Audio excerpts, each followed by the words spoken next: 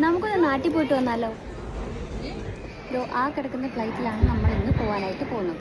അതെ, 1.5 വർഷത്തിന് ശേഷം വീണ്ടും ഞങ്ങൾ UK-ന്ന് കേരളത്തിലേക്ക് പോവാണ്. ഹീത്രോ എയർപോർട്ടിലേക്ക് പോകുമ്പം എങ്ങനെ 10 മണിക്കൂർ ഫ്ലൈറ്റ് നമ്മൾ തള്ളി നീക്കുമെന്നായിരുന്നു നമ്മുടെ ഒരു ചിന്ത കേട്ടോ.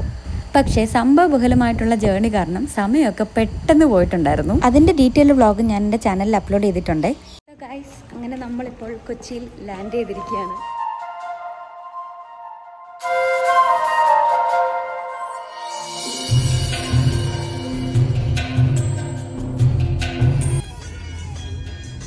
പത്ത് മണിക്കൂർ ഫ്ലൈറ്റിൽ വരുന്ന 4 മണിക്കൂറോളം കൊച്ചിയിൽ നിന്ന് വീട് വരെയുള്ള യാത്രയും കഴിഞ്ഞിട്ടാണ് ഫൈനലി നമ്മൾ നമ്മുടെ പേരൻസിനെയും ഫാമിലിയെയും മീറ്റ് ചെയ്യുന്നത്.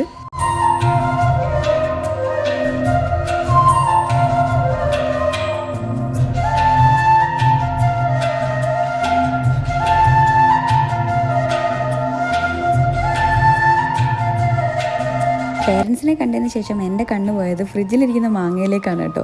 ഇവിടെ അച്ഛൻ എല്ലാം ഫ്രീസറിലും ഫ്രിഡ്ജിലും ഒക്കെ ആയിട്ട് എല്ലാ മാങ്ങകളും സ്റ്റോക്ക് ചെയ്ത് വെച്ചിട്ടുണ്ടായിരുന്നു ഞങ്ങൾ വരുമ്പോഴത്തേക്കും.